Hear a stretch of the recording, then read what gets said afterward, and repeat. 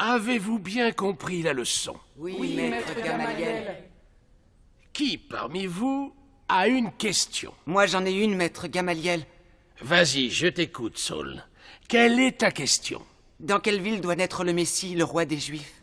À Bethléem, parce qu'il est de la tribu de Juda et de la famille du roi David. N'ayez cesse de prier pour que Dieu nous exauce et nous envoie le Messie, notre sauveur à tous, le roi des Juifs. Amen. Voilà pourquoi, roi Agrippa, j'avais donc vraiment cru devoir combattre par tous les moyens possibles le nom de Jésus, le Nazaréen. Gouverneur Festus, cet homme aurait très bien pu être rendu à la liberté s'il n'avait pas demandé à être conduit devant César. Et qu'as-tu fait? J'ai en personne incarcéré un grand nombre de saints, en vertu du pouvoir que je tenais des grands prêtres.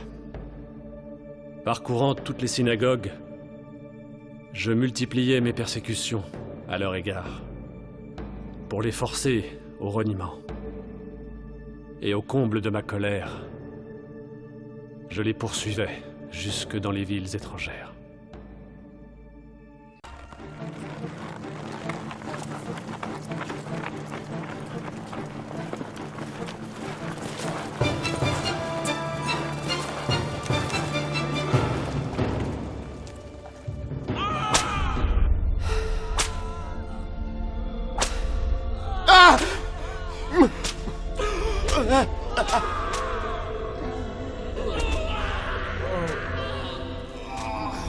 Seigneur! Seigneur! Jésus!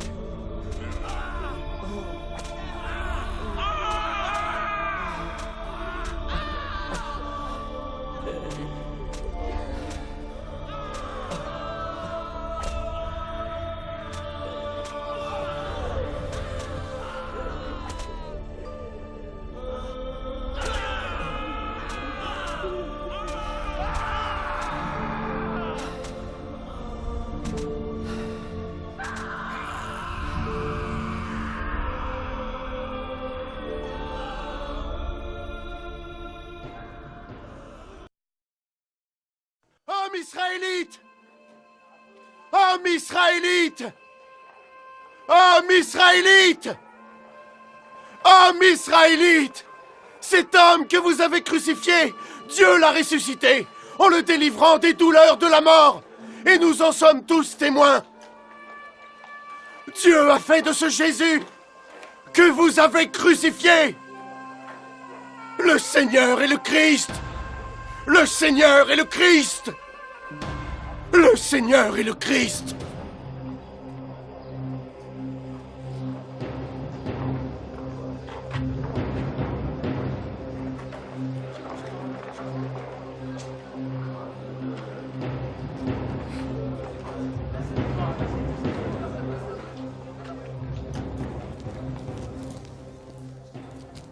Saul, je te cherchais. C'est Étienne, un des partisans de Jésus de Nazareth. Nous l'avons entendu tenir des propos hostiles au lieu saint et à la loi. Et il a dit que ce Jésus le Nazaréen détruirait ce lieu et changerait les règles que Moïse nous a transmises.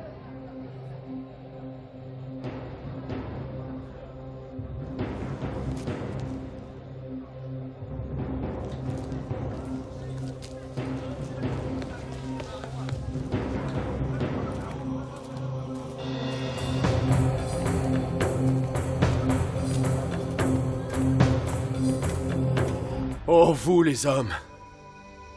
Ô vous mes frères! Ô vous mes pères! Écoutez-moi. Le Dieu de gloire est apparu à notre père Abraham quand il était en Mésopotamie. Et il lui a dit, quitte ton pays et ta famille. Alors Abraham quitta le pays des Chaldéens pour aller vivre à Haran.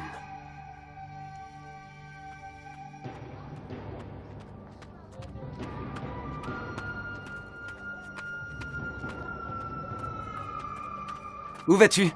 Ne veux-tu pas venir écouter Étienne? Je l'écoutais juste à l'instant. Il prétend nous donner une leçon sur la loi et la moralité. Excuse-moi, mais moi, j'ai du travail à faire. Bon. C'est en ces temps-là que naquit Moïse. Il était beau aux yeux de Dieu. Pendant 3 mois, il fut élevé dans la maison de son père. Et lorsqu'il fut abandonné, la fille du Pharaon l'éleva comme son propre fils. Alors Moïse fut initié à toute la sagesse des Égyptiens. Il était puissant en parole et en action. Et quand 40 ans furent passés, l'ange de Dieu lui apparut dans le désert au mont Sinaï, dans la flamme d'un buisson en feu. Et quand Moïse eut cette vision, il fut grandement étonné. Alors il voulut s'approcher pour mieux regarder. La voix du Seigneur se fit entendre. « Je suis le seul Dieu de tes pères, le Dieu d'Abraham, d'Isaac et de Jacob. » Qui es-tu donc pour nous faire la leçon sur notre loi, espèce de pauvre fou? Moïse était tout tremblant. Le Seigneur lui dit, « Ne t'approche pas d'ici. Retire les sandales de tes pieds, car le lieu où tu te tiens est une terre sainte. J'ai entendu le gémissement de mon peuple en Égypte. Et maintenant, va, je veux t'envoyer en Égypte. Ce Moïse qu'ils avaient rejeté par ces mots. Qui donc t'a établi chef et juge? C'est lui que Dieu a envoyé comme chef. C'est lui que Dieu a envoyé comme chef. Et qui les a fait sortir d'Égypte, en opérant des prodiges et des signes au pays d'Égypte, à la mer Rouge et au désert, et cela pendant 40 ans. C'est lui, Moïse, qui a dit aux Israélites, « Dieu vous suscitera d'entre vos frères un prophète comme moi. C'est lui que vous écouterez. » C'est lui qui, lors de l'assemblée au désert, se tenait entre nos pères et l'ange qui lui parlait sur le mont Sinaï. Mais nos pères ne voulurent pas lui obéir. Ils retournèrent par la pensée en Égypte. Ils façonnèrent un veau, lui offrirent un sacrifice et célébrèrent joyeusement l'œuvre de leurs mains. Tais-toi! Silence, tais-toi! Silence! Blasphémateur! Blasphémateur! Vous n'êtes que des gens obstinés, des hommes incirconcis dans vos cœurs et vos oreilles, à vouloir résister toujours et encore au Saint-Esprit de Dieu. Finalement, vous êtes comme vos pères. Vous êtes bien comme eux. Oh, faites-le taire! Faites-le taire et sortez-le d'ici! Cet homme blasphème! Il est en train de profaner la loi de Moïse! Qu'il se taise et sortez-le d'ici! Lequel des prophètes vos pères n'ont-ils pas persécuté? Vos pères ont même assassiné ceux qui annonçaient d'avance la venue du juste, celui-là même que maintenant vous avez trahi et tué. Vous aviez pourtant reçu la loi, et vous ne l'avez pas observée. Vous aviez reçu la loi, et vous ne l'avez pas respectée. Pas respectée. Lapidez-le! Lapidez le blasphémateur! Il mérite qu'on le lapide! Qu'on le lapide! Lapidez-le!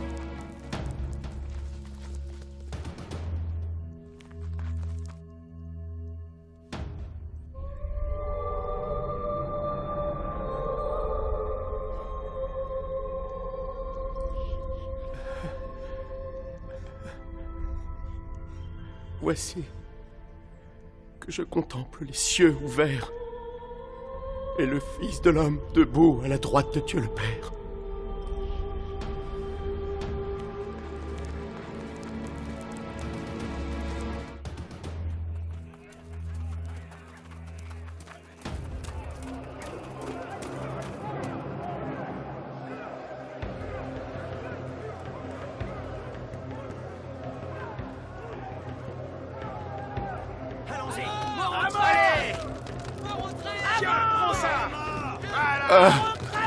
Tiens! Ah, et encore ça! Tiens! Ô Seigneur Jésus, Blasphémateur! reçois mon esprit. Tiens, prends ça! Et ça encore! Ya! Seigneur. Oh Seigneur, Prêtre!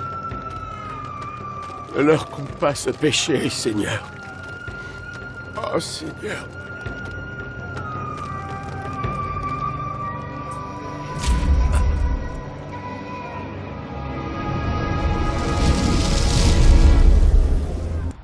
Voilà, Saul. Nous t'avons écrit des lettres d'autorisation, comme tu l'as souhaité, que tu remettras aux synagogues de Damas, afin qu'ils t'aident à arrêter les partisans de ce Jésus de Nazareth. Je les ramènerai, enchaînés et vaincus. Je vous le promets.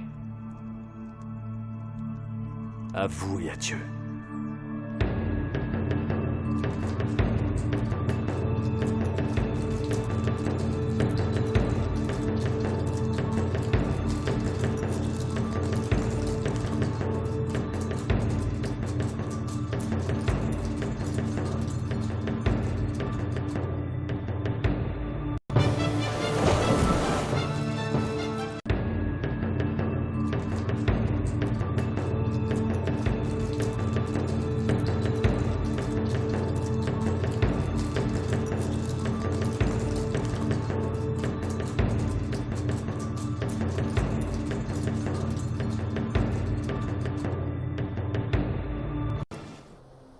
Qu'y a-t-il, Saul? Tu sembles soucieux. Je ne suis pas soucieux, Ruben. Je ne le suis pas. Mais je prie Dieu que les distances diminuent et que j'atteigne Damas le plus tôt possible pour mettre la main sur les partisans du Nazaréen et les châtier avec le maximum de sévérité.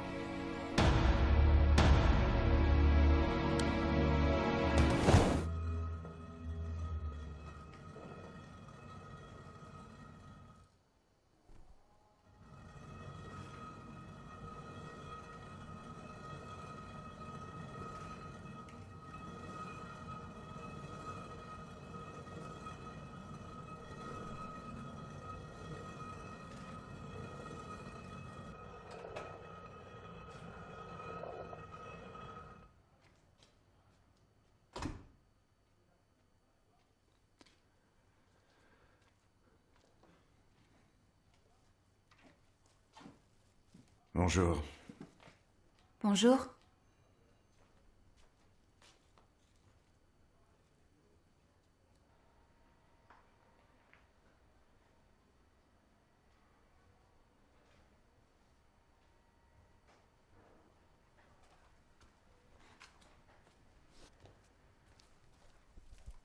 Qu'y a-t-il, Judas? Tu as l'air inquiet. Je ne sais que te dire, ma chère Esther. Je ne sais que dire.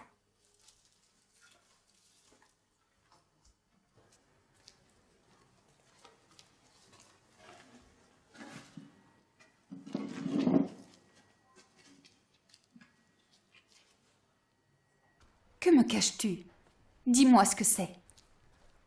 Je viens d'apprendre que ce Saul de Tarse, qui a déjà persécuté, torturé, emprisonné et mis à mort plusieurs de nos frères à Jérusalem, est maintenant en route vers Damas, pour y capturer encore d'autres de nos frères. Ne t'inquiète pas. Le Seigneur est avec eux et avec nous. Il entend et voit tout.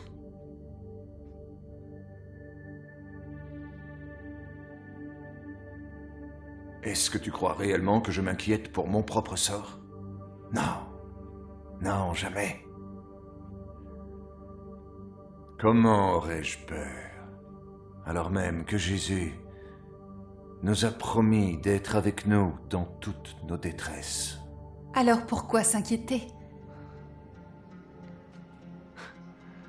J'ai du souci, ma chère femme, pour tous ceux qui n'ont pas encore entendu le message du Christ. Le Seigneur n'en a-t-il pas le contrôle? Je m'en remets au Seigneur.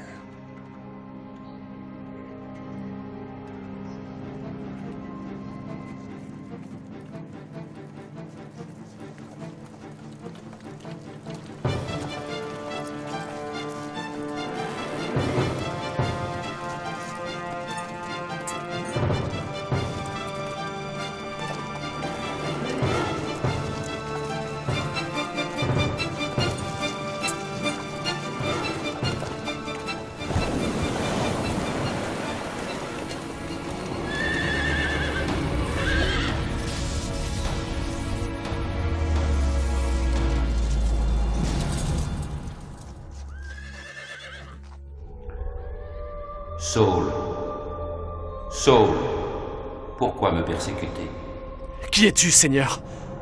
Je suis Jésus. C'est moi que tu persécutes. Il t'est difficile de te rebiffer contre l'aiguillon. Seigneur, qu'attends-tu de moi? Relève-toi, entre dans la ville, et on te dira ce que tu dois faire.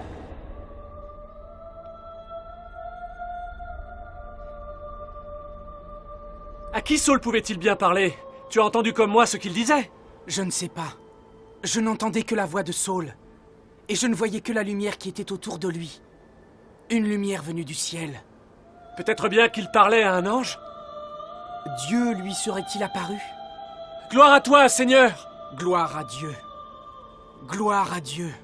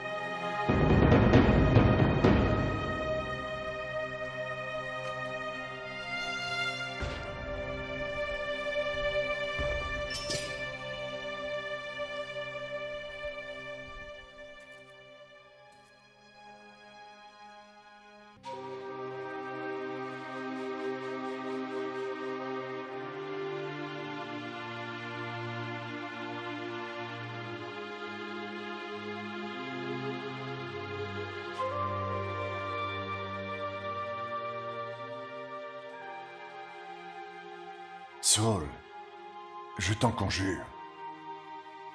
Tu dois manger quelque chose. Je t'en prie, Saul.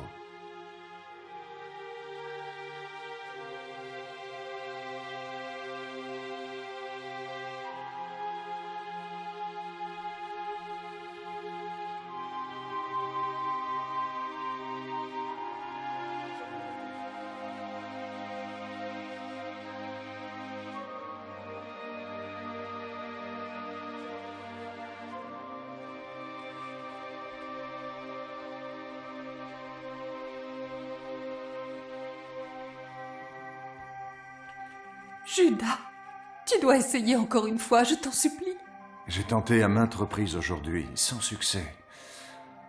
De toute façon, j'ai laissé de la nourriture. Peut-être mangera-t-il une fois seul. Comment va-t-il manger, sachant qu'il a perdu la vue? Je n'en sais rien.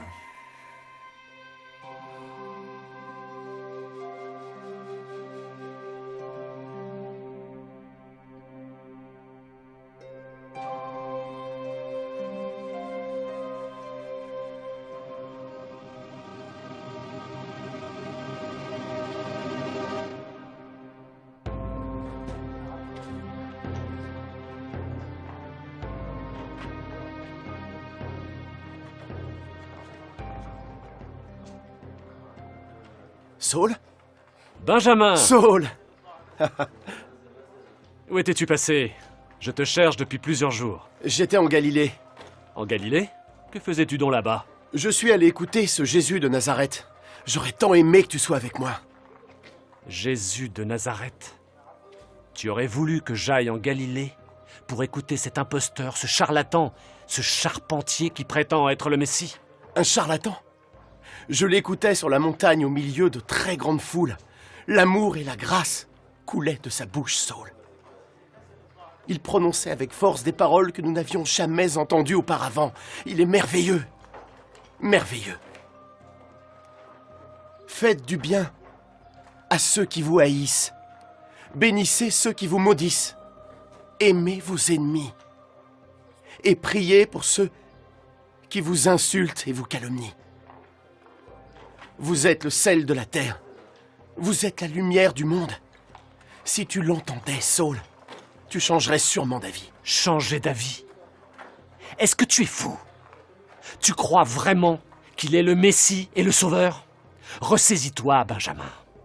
Les livres de notre loi sont formels. Ils indiquent que le Christ Sauveur viendra sur terre en tant que roi et qu'il naîtra à Bethléem et non pas en un pauvre mendiant.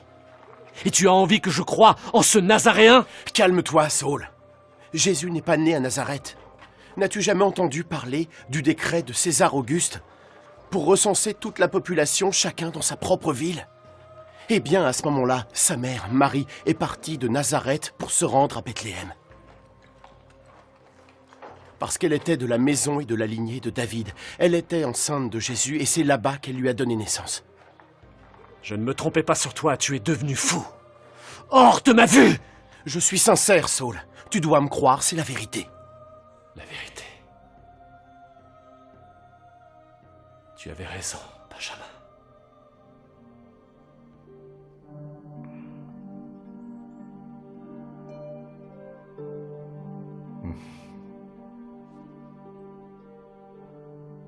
Avez-vous peur?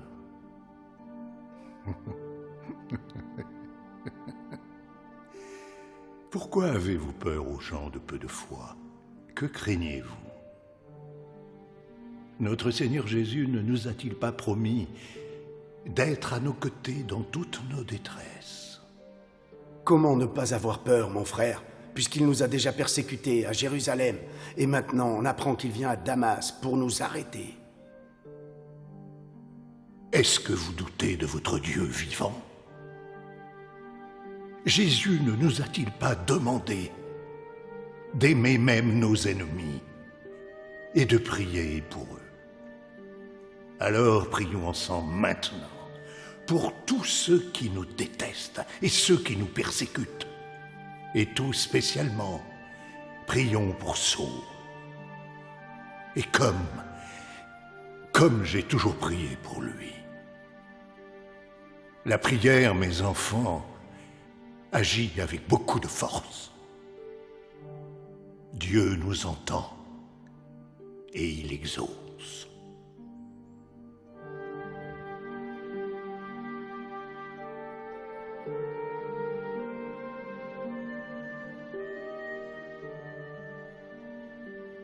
Au nom de Jésus-Christ, le Messie. Amen. Amen. Amen. Amen. Amen. Maintenant, il se fait bien tard, mes enfants. Demain, je vous attends ici comme d'habitude. Ayez confiance dans le Dieu vivant.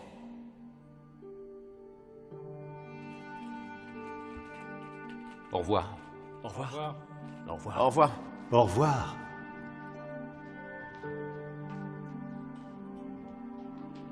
À la grâce de Dieu. À la grâce de Dieu.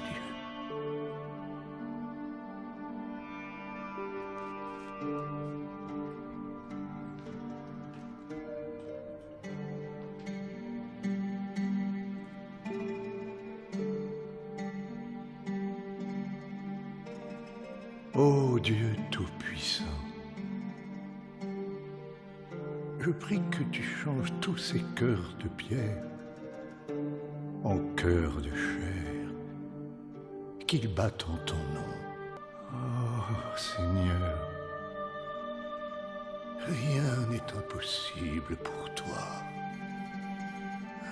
Protège tes enfants. Éveille sur ton peuple, ô Seigneur. Rien n'est impossible pour toi.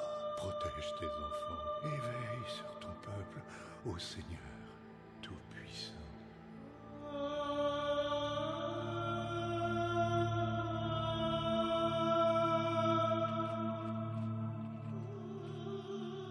Ça fait déjà 3 jours que Saul n'a rien mangé ni rien bu.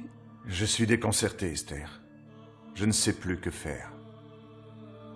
On devrait au moins appeler un médecin.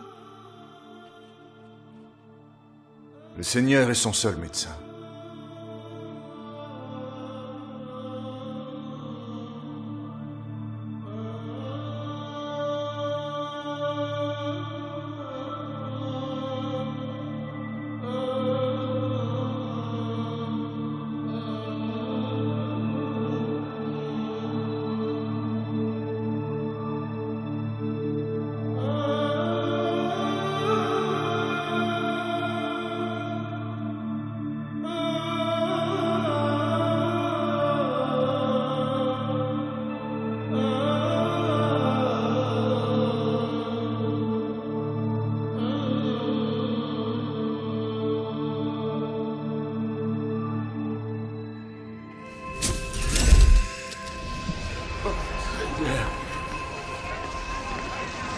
Ne leur coupe pas ce péché, Seigneur.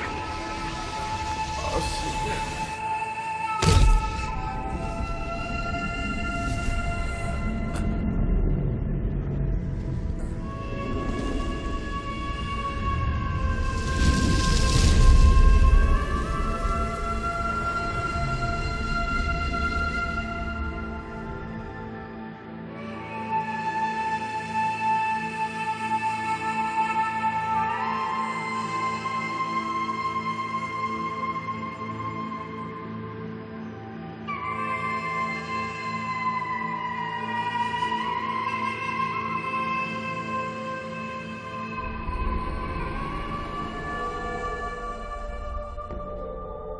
Ananias, Me voici, Seigneur. lève-toi et va dans la rue appelée rue droite et demande dans la maison de Judas un nommé Saul de Tarse. Il est là, en prière. Il vient de voir en vision un homme nommé Ananias entrer et lui imposer les mains pour lui rendre la vue. Seigneur, Seigneur, j'ai entendu bien des gens parler de cet homme. Combien de mal il a fait à tes disciples à Jérusalem. Et ici, comme tu le sais, Seigneur, il a à sa disposition les pleins pouvoirs reçus des grands prêtres pour enchaîner tous ceux qui oseraient invoquer ton nom. Et tu sais combien j'ai prié pour lui, Seigneur. Va, Ananias, car cet homme, je l'ai choisi pour répondre de mon nom devant les nations païennes, les rois et les Israélites. Je lui montrerai moi-même tout ce qu'il lui faudra souffrir en mon nom.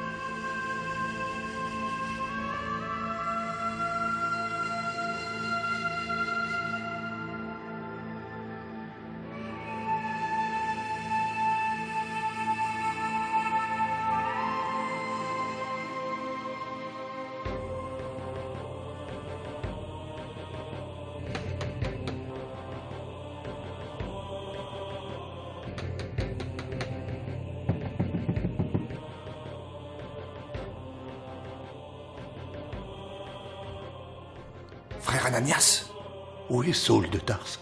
À l'intérieur. Il faut que je le voie. Entre. Sois le bienvenu.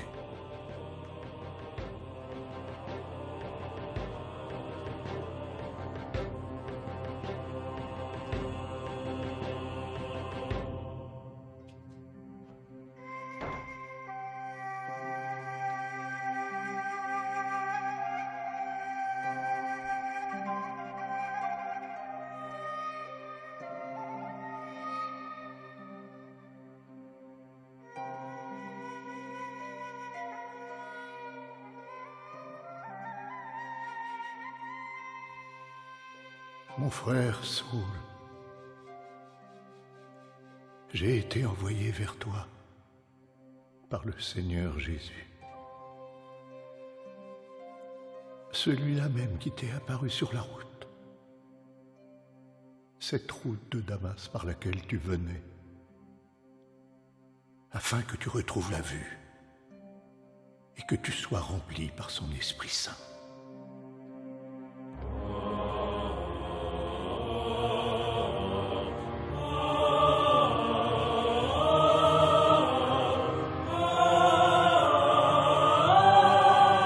Au nom de Jésus-Christ,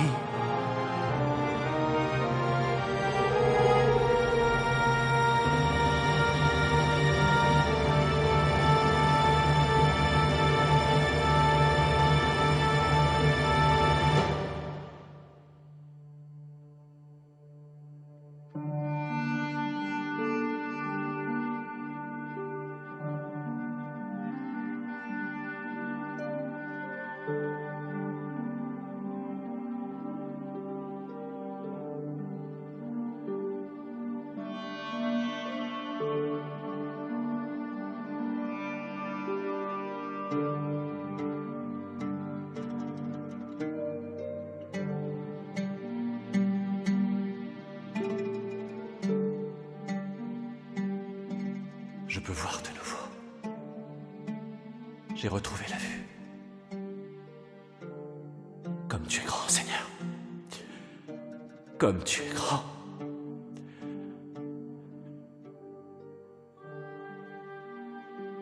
Tu es le frère Ananias.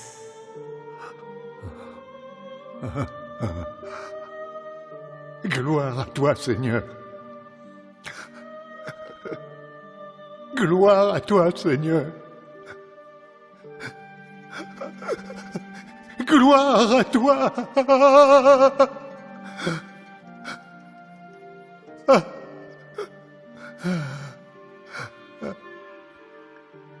Mon frère Saul, le Dieu de nos pères, connaît bien ton cœur. Il t'a destiné à te faire connaître sa volonté,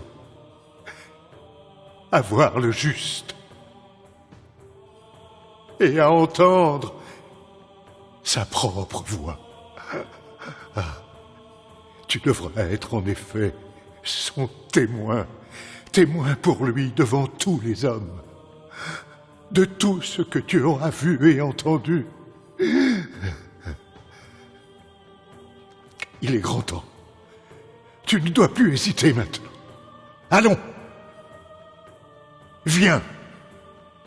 Et reçois le baptême en son nom. Allez, viens. Je crois en toi, Dieu vivant. Mon Seigneur, mon Maître et mon Sauveur. Saul.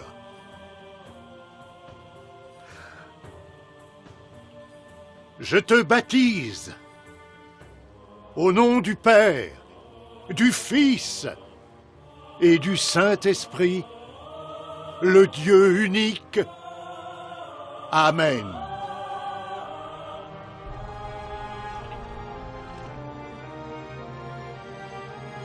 Comme tu es grand, ô Dieu vivant! Comme tu es grand, Seigneur! Je te remercie de ton grand amour, de ta grande miséricorde et de ton pardon! Comme tu es grand, Seigneur! Gloire à toi, Seigneur!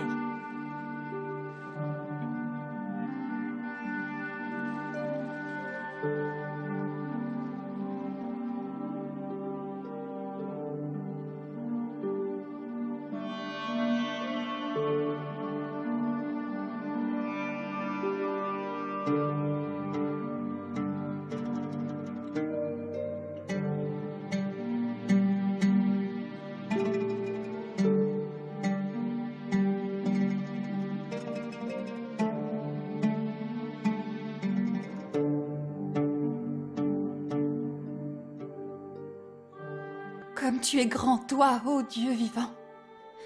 Ce qui paraît impossible aux hommes est possible pour toi, Seigneur. C'est ce qui m'est arrivé. J'ai enfin trouvé la voie.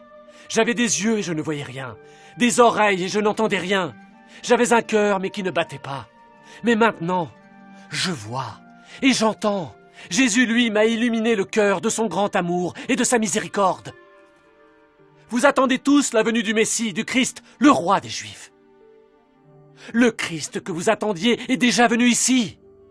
C'est celui que vous avez rejeté, que vous avez renié et que vous avez crucifié. Qu'est-il donc arrivé à Saul? C'est bien le Saul qui rejetait Jésus et persécutait ses partisans? Il est clair qu'il profane nos lois. C'est un blasphémateur, mes frères. Jusqu'à quand attendrez-vous le Christ, le Sauveur? C'est bien celui dont parle et décrit la loi de Moïse. Examinez les Écritures et les prophéties. Elles témoignent à son sujet. Je t'ai apparu pour te rendre témoin de ce que tu as vu. Je te délivrerai de ton propre peuple et des nations païennes vers qui je t'envoie pour leur ouvrir les yeux, les détourner des ténèbres vers la lumière, de l'empire de Satan vers Dieu, afin qu'ils reçoivent le pardon des péchés et une part d'héritage avec ceux qui sont rendus saints par la foi en moi.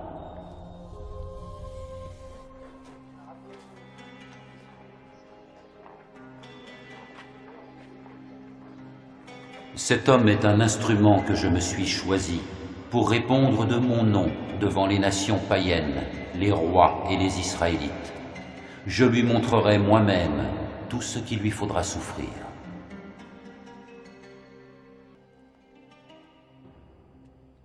Nous devons le tuer. Que le gouverneur du roi Arétas donne l'ordre de le tuer. Nous devons immédiatement en informer le gouverneur et le convaincre de l'exécuter. De cette façon, le peuple ne pourra pas nous reprocher sa mort. Bien dit. Allons le voir. Quand cela a-t-il pu se produire?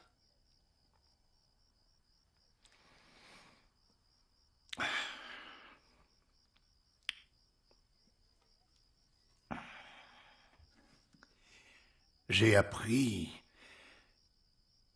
que les prêtres ont rencontré aujourd'hui le gouverneur pour les aider à arrêter Saul.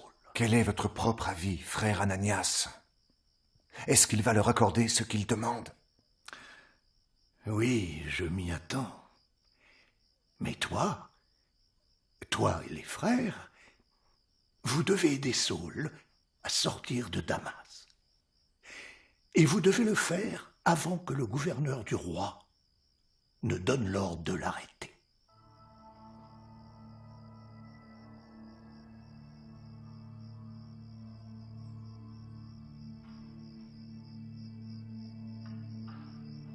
Écoute-moi bien, commandant.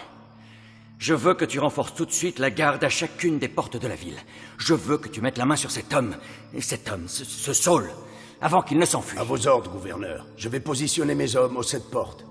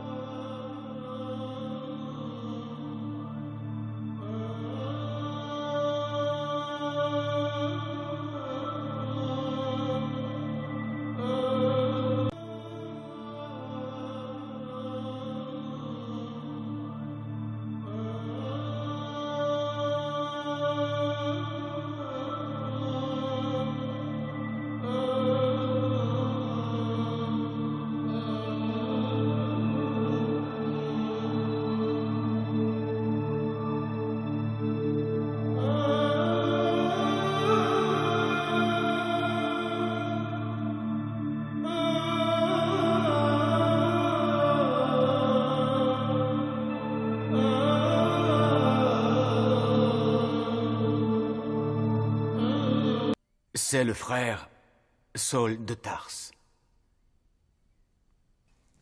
N'ayez aucune crainte. Frère Barnabas, ce Saul de Tarse est celui qui a persécuté plusieurs de nos frères. Nous avons entendu qu'il a changé, mais nous ne l'avons pas cru. Oui, je sais aussi tout ce qu'il a fait. Mais ce que vous ne savez pas, c'est comment il est devenu notre frère que voici.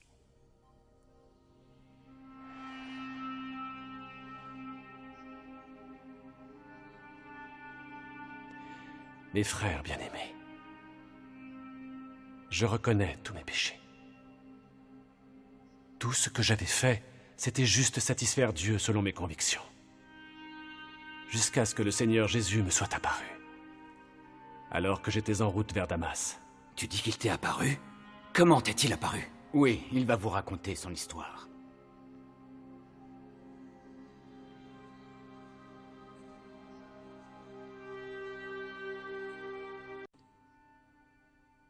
Écoutez donc la défense que j'ai à vous présenter.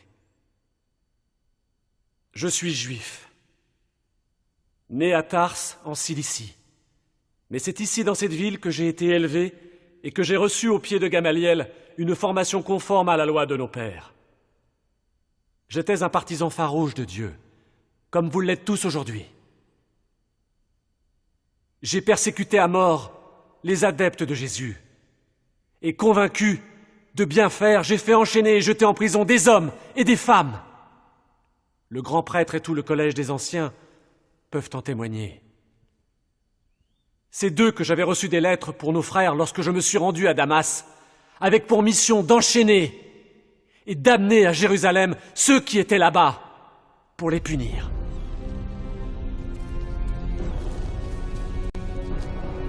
Saul. Saul de Tarse? Il est à Damas?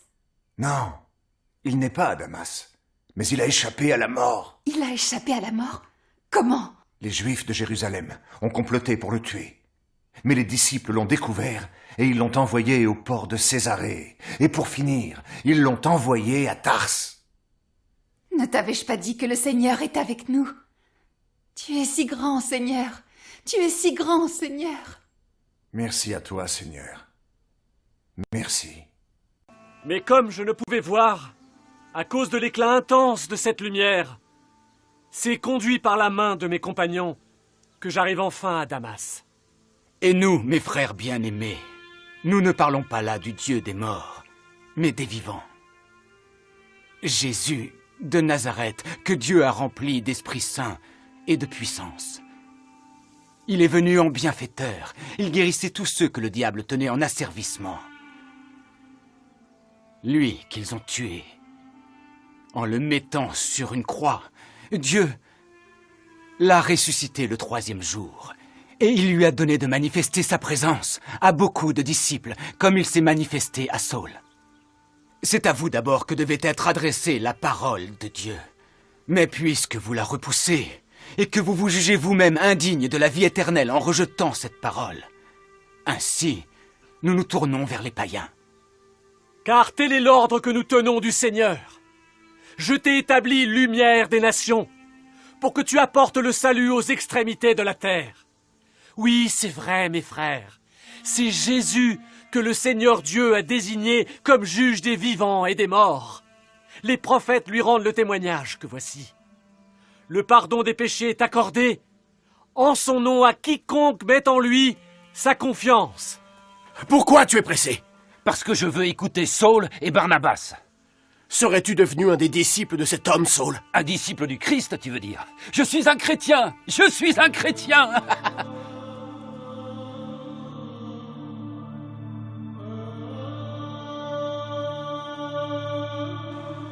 Mon frère Barnabas, moi aussi je voudrais être baptisé, je veux être baptisé maintenant. Je crois sincèrement en Jésus-Christ le Messie, mon Maître, mon Sauveur et mon Seigneur.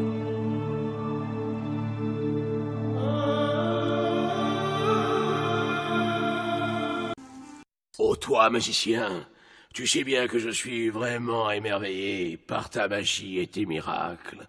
Et je voudrais que... À vos ordres, messire. Tout ce que vous demanderez sera immédiatement exaucé, ô proconsul. Alors montre-nous aujourd'hui ta magie, mon bon Élim. Vous dites qu'il est mort et ressuscité le 3e jour. Et il s'est manifesté à toi, Saul, alors que tu étais en route vers Damas. Si ce que vous me dites là est la vérité, votre Dieu est donc vivant et merveilleux. Ô proconsul, je vois que vous croyez tout ce qu'il dit, mais vous ne devriez pas, parce qu'il mente.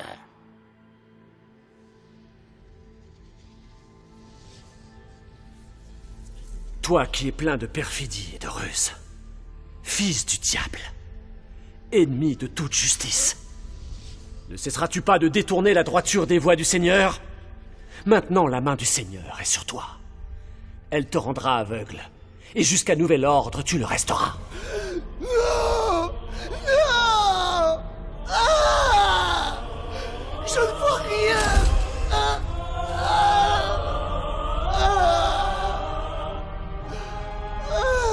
Où est donc passée ta magie, charlatan?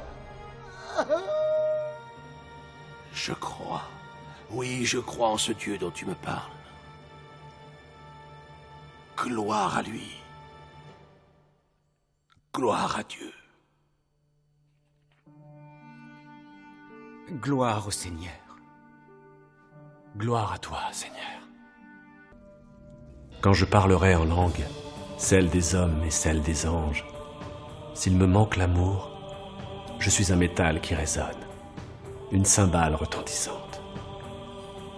Quand j'aurai le don de prophétie, la science de tous les mystères et de toute la connaissance, quand j'aurai la foi la plus totale, celle qui transporte les montagnes, s'il me manque l'amour, je ne suis rien. Quand je distribuerai tous mes biens, quand je livrerai mon corps aux flammes, s'il me manque l'amour, je n'y gagne rien. L'amour prend patience, l'amour rend service, il ne plastronne pas, il ne s'enfle pas d'orgueil, il ne fait rien de laid, il ne cherche pas son intérêt, il ne se réjouit pas de l'injustice, mais il trouve sa joie dans la vérité, il supporte tout, il endure tout. L'amour ne disparaît jamais. La connaissance, elle sera abolie car notre connaissance est limitée, et limitée notre prophétie. Mais quand viendra la perfection, ce qui est limité sera aboli. À présent, nous voyons dans un miroir, et de façon confuse. Mais alors, ce sera face à face. Maintenant donc, ces trois-là demeurent, la foi, l'espérance et l'amour. Mais l'amour est le plus grand.